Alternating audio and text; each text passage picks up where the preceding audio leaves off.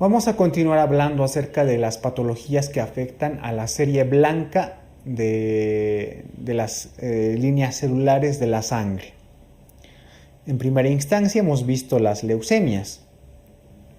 Ahora nos toca ver otro tipo de patología, que son los linfomas, ¿sí? Los linfomas tienen que ver con afectación del sistema linfático, es decir, tanto con los componentes como los ganglios, ¿no?, como el sistema linfático. ¿Y cómo definimos a los linfomas, ¿no? Es que hay una proliferación clonal de los linfocitos, ¿no? Esta vez solo vamos a hablar de los linfocitos, olvídate de la parte mieloide, ¿sí? Solo de la línea linfoide. Es una proliferación clonal de los linfocitos que tiende a invadir órganos linfoides, principalmente los ganglios. Estos linfomas se han dividido en dos tipos, los linfomas de Hodgkin y los linfomas no Hodgkin.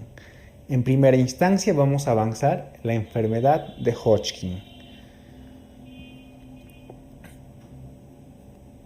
Bien, la enfermedad de Hodgkin o linfoma de Hodgkin se define como un síndrome linfoproliferativo, ¿sí?, monoclonal y que es de origen B, o sea, van a estar aumentados los linfocitos B. Estos linfocitos B van a invadir a las adenopatías, ¿sí?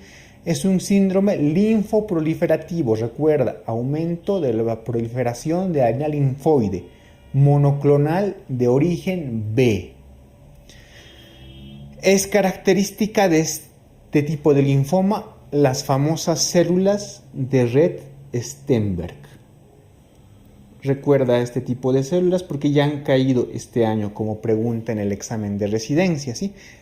Las células de Rett-Steinberg, aunque no son patognomónicas, es decir, no solo aparecen en los linfomas de Hodgkin, sí que son características del linfoma de Hodgkin. O sea, en tu mente, relaciona linfoma de Hodgkin, célula de Rett-Steinberg, sí, es característica del linfoma de Hodgkin. ¿Cuáles son estas células? Pues son estas que tú ves aquí en la diapositiva, ¿no?, las que estoy señalando. Son estas células grandes que parece que tuvieran dos ojos de lechuza, ¿no? Se ve un núcleo grande con un nucleolo prominente. Entonces, estas células en forma de ojos de lechuza son las famosas células de Rett-Steinberg, que son características del linfoma de Hodgkin. Predomina en varones, aunque hay un tipo especial de linfoma que predomina más en mujeres, vamos a verlo más adelante, ¿no? Y afecta a pacientes jóvenes, pero también puede afectar a pacientes mayores, pero sobre todo a pacientes jóvenes. En su etiología está en relación con el virus de Epstein-Barr. De hecho, la infección por virus de Epstein-Barr también nos pueden dar esta imagen, ¿no?, de las células de Rett-Steinberg. Pero tú quédate con que las células de Rett-Steinberg son clásicas del linfoma de Hodgkin. ¿Cómo hacemos la clasificación? Pues el linfoma de Hodgkin se divide en 4 tipos. El predominio linfocítico, el esclerosis nodular, celularidad mixta y depresión linfocitaria. Estos dos primeros son los de mejor pronóstico. Y el predominio linfocítico y el esclerosis nodular. El tipo más frecuente el subtipo más frecuente del linfoma de Hodgkin es el tipo esclerosis nodular. Este es el subtipo más frecuente. Estos dos son de buen pronóstico. Los otros dos son de mal pronóstico.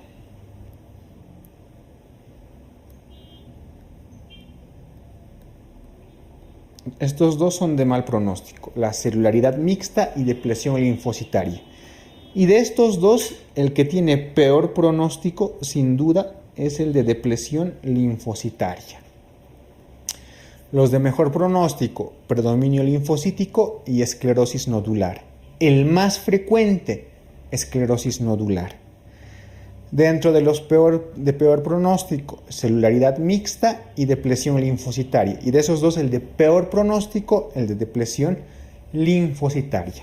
Y el que tiene mejor pronóstico de estos cuatro es el de predominio linfocítico. Entonces, recuerda, el de mejor pronóstico, predominio linfocítico. El más frecuente, esclerosis nodular. Este es el más frecuente. Ambos son de buen pronóstico, pero el de mejor pronóstico, predominio linfocítico. Los de peor pronóstico, celularidad mixta y depresión linfocitaria. Y de esos dos, el de peor pronóstico, depresión linfocitaria. ¿Cuál es la clínica de esta patología? Bueno, estos pacientes pueden presentar los famosos síntomas B, que si recuerdas eran sudoración, fiebre y pérdida de peso, ¿no? Evidentemente presentan adenopatías cervicales mediastínicas que son indoloras. Adenopatías cervicales, ¿no? Como unos bultos más o menos en el cuello, en estas regiones que yo me estoy palpando, que siguen la línea de los ganglios, ¿no? Se presentan como adenopatías cervicales. También es común que estos pacientes tengan prurito y si hay afectación del vaso, esplenomegalia. Hay una clasificación que nos va a permitir el tratamiento y también la estadificación del linfoma de Hodgkin. Es la famosa clasificación de Ann Arbor. Esta clasificación nos indica 4 estadios. El estadio 1, ¿no? Cuando se encuentran ganglios localizados. Como ves en la imagen, ganglios en una zona cervical, ¿no? Localizados en una parte. El estadio 2, ganglios, pero que estén dentro de la misma línea supradiafragmática. Aquí vamos a hacer una línea imaginaria, ¿no? Vamos a dividir al abdomen de esta naturaleza. Entonces el estadio 2 no solo afecta a ganglios cervicales, también puede afectar ganglios mediastínicos. Ya tengo 2 lugares afectados, pero ambos están encima de una línea media diafragmática. El estadio 2 hay afectación de 2 sitios anatómicos donde están los ganglios cervicales y mediastínicos, por ejemplo, pero ambos están encima de la línea media. El estadio 3 afecta ganglios, pero a ambos lados de la línea media diafragmática. Es decir, puede haber afectación ya sea axilar, puede haber afectación cervical y afectación también inguinal o pélvica, ¿no? En el estadio 3, la afectación ya sobrepasa la línea media diafragmática. Y evidentemente el estadio 4 pues ya afecta a más lugares, por ejemplo médula ósea, puede afectar el hígado, etc. Entonces recuerda, el estadio 1, una localización ganglionar. El estadio 2, más de una localización, ¿no? Adenopatías cervicales, mediastínicas, axilares, pero que estén en un solo lado de la línea diafragmática. El estadio 3 hay una afectación a ambos lados de la línea diafragmática. Y el estadio 4 ya hay afectación a distancia, como por ejemplo la médula ósea o el hígado, ¿sí? ¿Cómo hacemos el diagnóstico de esta enfermedad? En el hemograma pues no hay gran cosa, ¿no? Puede haber una leve anemia, puede haber una leve leucocitosis, ¿no? Y si es que hay leucopenia, pues esa lo encontramos en fases avanzadas, ¿no? La imagenología nos va a ayudar a identificar los lugares donde se encuentran los ganglios afectados, ¿no? Podemos usar un rayo de tórax, una radiografía de tórax, una tomografía cervical, torácica y también abdominal, ¿no? Pero sin duda el que nos va a dar el diagnóstico es la biopsia de alguna adenopatía. ¿Y qué vamos a ver en la biopsia de una adenopatía? Las famosas células de red Stenberg, ¿sí? Esas células con núcleos que tienen nucleolos prominentes las vamos a poder observar a través de una biopsia. Entonces, el método diagnóstico del linfoma de Hodgkin es la biopsia. Y evidentemente por el TAC podemos hacer el estadiaje de Ann Arbor, que ya lo hemos visto en la otra diapositiva. ¿Cuál es el tratamiento? Esta enfermedad, pues de acuerdo al estadio que tenga de Ann Arbor, en estadios iniciales, se puede aplicar radioterapia sobre la zona afectada y algunos ciclos de quimioterapia. Existen varios ciclos de quimioterapia, varios sistemas de quimioterapia, pero el actual es el famoso ABVD, ¿sí? Que es el que más se emplea. Y en algunos casos también se puede utilizar el trasplante de progenitores hematopoyéticos. Este cuadro que ves de factores de mal pronóstico sí que es importante que tú lo aprendas, ¿no? Porque son datos muy característicos de la enfermedad de Hodgkin. ¿Cuáles son los factores de mal pronóstico del linfoma de Hodgkin? Por ejemplo, que el paciente debute con esta enfermedad a los 60 o más años, el sexo masculino, que presente síntomas B, que tenga un estadio 3 o 4 de Ann Arbor, que presente una masa gigante o la denominada bulky, ¿no?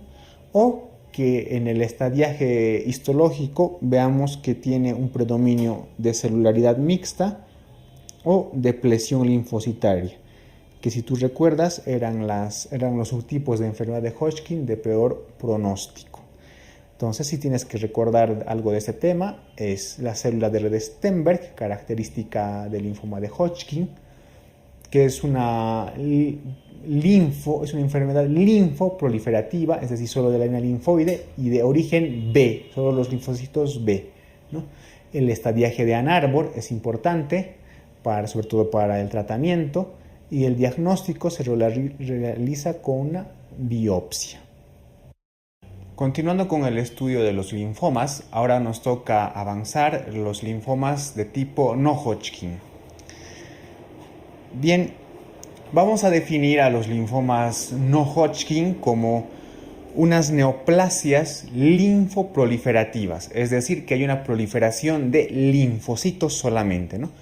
Pero que a diferencia del linfoma de Hodgkin, donde había proliferación solo de los linfocitos B, en los linfomas de tipo no Hodgkin existe proliferación tanto de linfocitos B, de los linfocitos T y de sus variantes como los linfocitos natural killer.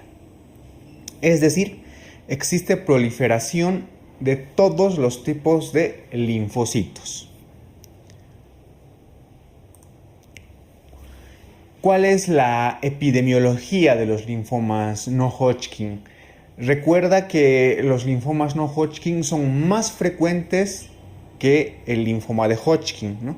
Tiene un predominio sobre todo en varones, y dentro de los linfomas no Hodgkin el más frecuente es el llamado linfoma difuso de célula grande, ¿sí? O también llamado linfoma difuso de linfocitos B grandes, ¿sí? Entonces, si algo tienes que recordar es que el linfoma no Hodgkin es más frecuente que el linfoma de Hodgkin.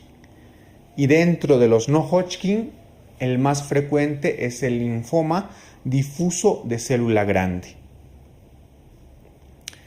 La etiología. Bueno, evidentemente, al igual que en muchas de las neoplasias hematológicas, pues está presente la radiación, quimioterapias previas, ¿no? En el caso de los linfomas, por ejemplo, una inmunodeficiencia, ya sea congénita, ¿no? Como algunas enfermedades como deficiencias de inmunoglobulinas, por ejemplo, o adquiridas, ¿no? Como el VIH. Entonces, esas son las principales causas que pueden darnos lugar a un linfoma no Hodgkin. Pero sin embargo hay microorganismos que, como ves en la diapositiva que aquí te presento, presentan ciertas características para desarrollar un tipo en específico de linfoma.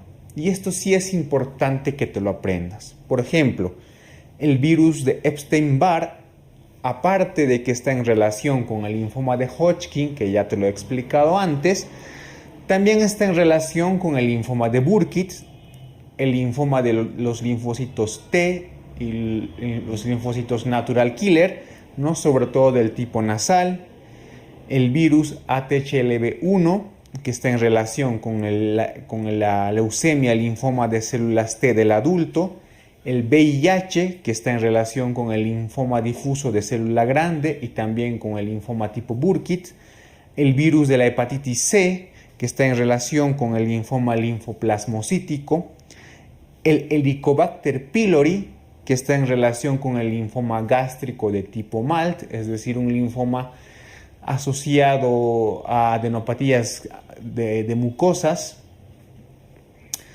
el virus de herpes tipo 8, que está asociado con la enfermedad de Castleman y el linfoma de cavidades, y una bacteria como la Chlamydia psittaci, que está en relación con el linfoma de la glándula lacrimal, ¿no?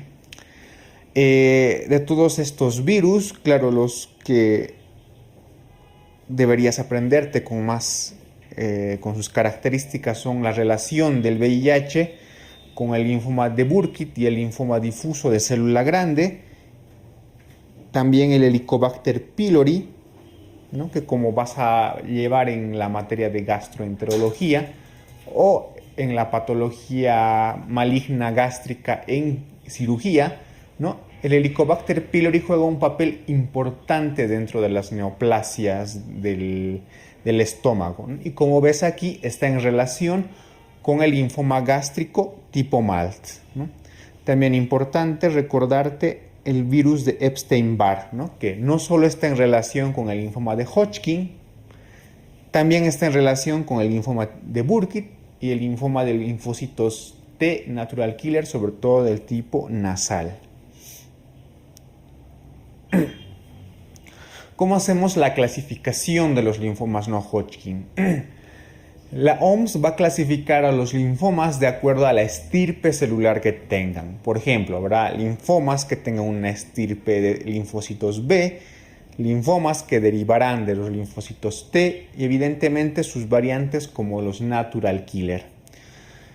La imagen o la diapositiva que aquí te muestro, ¿no? Pues es realmente infame, como yo la digo, y no tiene ningún sentido que la estudies. Así que esta clasificación de la Organización Mundial de la Salud, le haces esto, ¿no? Una X.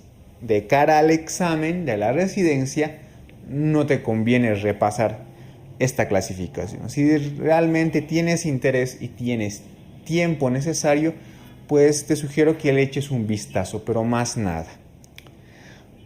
En cambio, nosotros vamos a clasificarlo de una manera más sencilla. Vamos a clasificar los linfomas no Hodgkin en dos tipos: los linfomas de bajo grado y los linfomas de alto grado. Y esto sí que es importante que te lo aprendas. Dentro de los linfomas de bajo grado vamos a encontrar, por ejemplo, los linfomas de la zona marginal, esplénico y el tipo MALT, ¿no? El linfoma asociado a mucosas, el linfoma folicular, el linfoma linfoplasmocitoide o también llamada enfermedad o macroglobulinemia de Waldenström, la micosis fungoide o linfoma cutáneo de tipo T, y dentro de los linfomas de alto grado, el linfoma de células del manto, el linfoma B difuso de célula grande o linfocitos B grandes, el linfoma de Burkitt, el linfoma linfoblástico de células B y el linfoma linfoblástico de células T, ¿no? Entonces, esto sí que es importante que te lo aprendas. Dentro de los linfomas de bajo grado, el que es más frecuente es el linfoma folicular. Y dentro de los linfomas de alto grado, el que es más frecuente es el linfoma B difuso de células grandes. Y como recordarás, como te había mencionado en un principio, este linfoma también es el más frecuente a nivel global de los linfomas. Sí, es el más frecuente.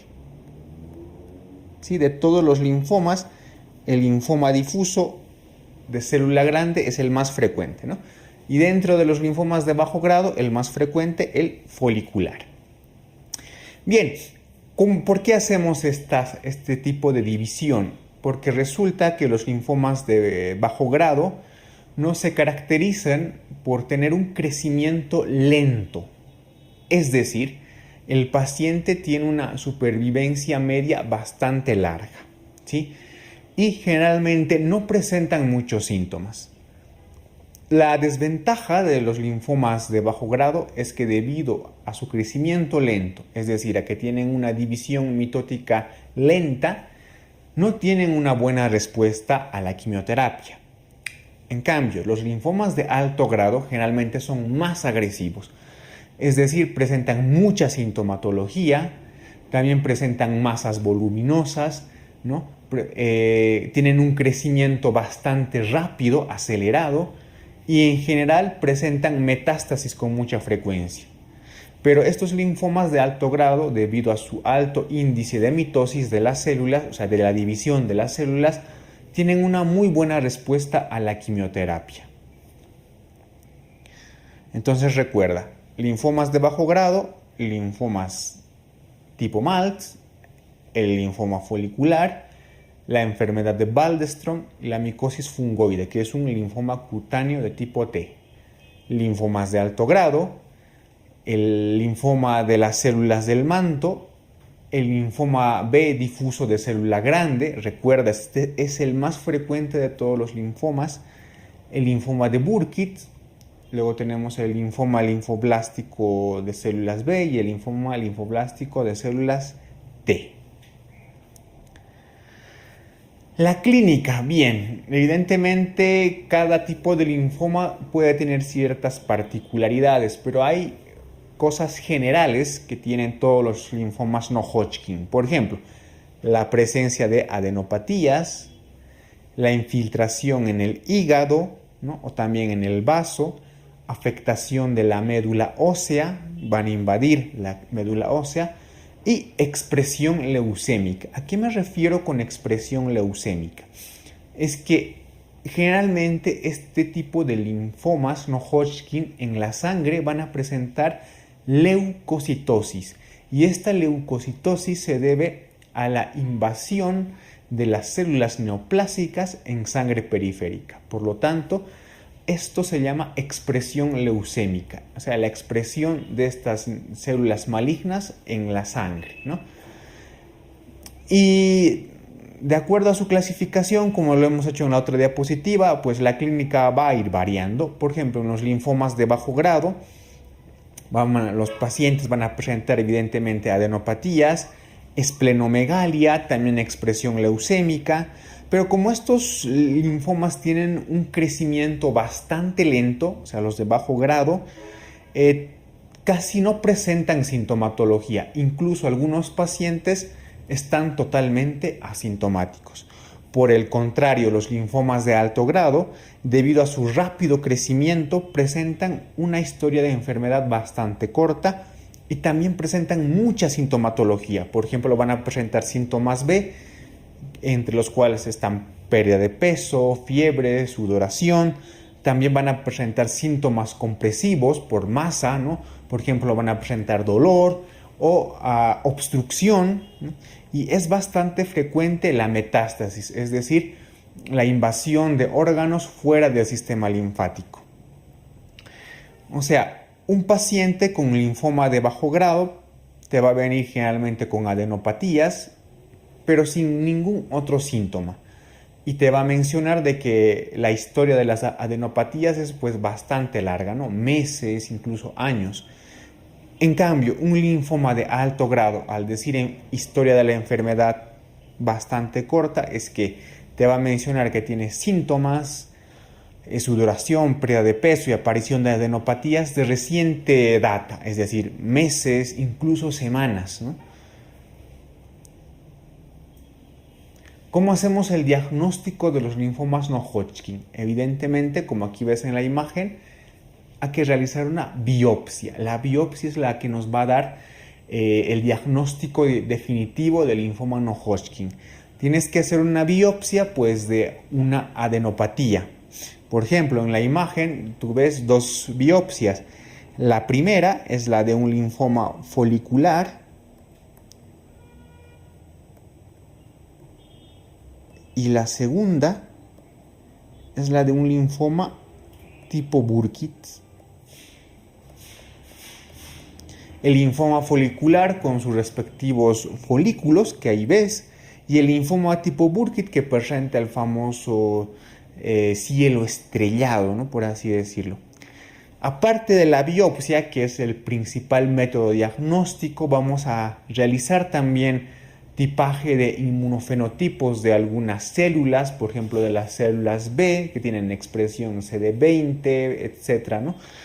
Y también vamos a hacer un análisis citogenético, ya que determinados linfomas tienen características citogenéticas específicas, que por mencionarlas solamente te digo, por ejemplo, el linfoma folicular presenta una traslocación 14-18, ¿no? En los cromosomas 14 y 18, ¿no? Pero de cara al examen, pues no es conveniente que te memorices todas estas traslocaciones, pero sí que sepas que en cada tipo de linfoma puede haber una alteración citogenética específica que nos va a ayudar a diagnosticar de forma más específica. Pero sin duda el método diagnóstico, y quédate con eso, es la biopsia. Al igual que en el linfoma, el linfoma de Hodgkin, en los tipos no Hodgkin, vamos a utilizar la tomografía como método para valorar la extensión de estas neoplasias. ¿Cómo vamos a hacer el tratamiento? Bien, el tratamiento en linfomas de alto y de bajo grado pues va a tener una cierta variación. Como te he mencionado, los linfomas de bajo grado generalmente son asintomáticos. Entonces, en los linfomas de bajo grado, en pacientes que estén asintomáticos, generalmente no se hace nada, solamente se realiza observación periódica, ¿no? Controles periódicos, se realiza una abstención terapéutica. En los linfomas de bajo grado, si es que el paciente ya presenta síntomas, ¿no? Pues recurriremos a tratamiento con quimioterapia, radioterapia o trasplante de progenitores hematopoyéticos. En cambio, en los linfomas de alto grado, debido a su crecimiento rápido y la presencia de sintomatología, vamos a empezar con quimioterapia desde el inicio. No vamos a iniciar ciclos de quimioterapia, el más famoso, el esquema tipo CHOP, ¿no? ¿Por qué este esquema tipo CHOP? Bueno, su nombre deriva de la combinación de 4 quimioterápicos. Por ejemplo, la ciclofosfamida, la hidroxidauranovicina, ¿no? La vincristina y la prednisona. Pues esos son los componentes del famoso esquema tipo CHOP. Y en los linfomas de alto grado también podemos realizar como algún método terapéutico el trasplante de progenitores hematopoyéticos. El pronóstico se basa sobre todo en los linfomas de alto grado. Vamos a utilizar un índice que es el famoso índice IPI. ¿Sí? Este índice IPI, ¿no? Generalmente es para linfomas de alto grado y tiene los siguientes parámetros. Estos parámetros dan más o menos un índice pronóstico del linfoma de alto grado.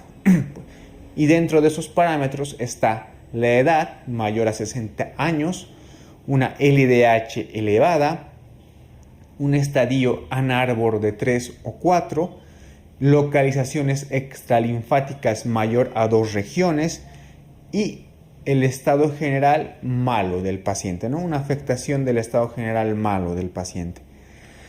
Al igual que en los linfomas Hodgkin, en los no Hodgkin, para la estadificación también vamos a utilizar el estadio de Ann-Arbor, ¿no? Y para repasarlo te sugiero que vayas a las diapositivas anteriores, ¿no? Donde hablamos del linfoma de Hodgkin y en específico de este estadiaje. Bien, entonces de los linfomas no Hodgkin tienes que recordar las características de los linfomas de bajo y de alto grado, tanto clínicas, ¿no? como sus características particulares, y también los subtipos dentro de estos linfomas.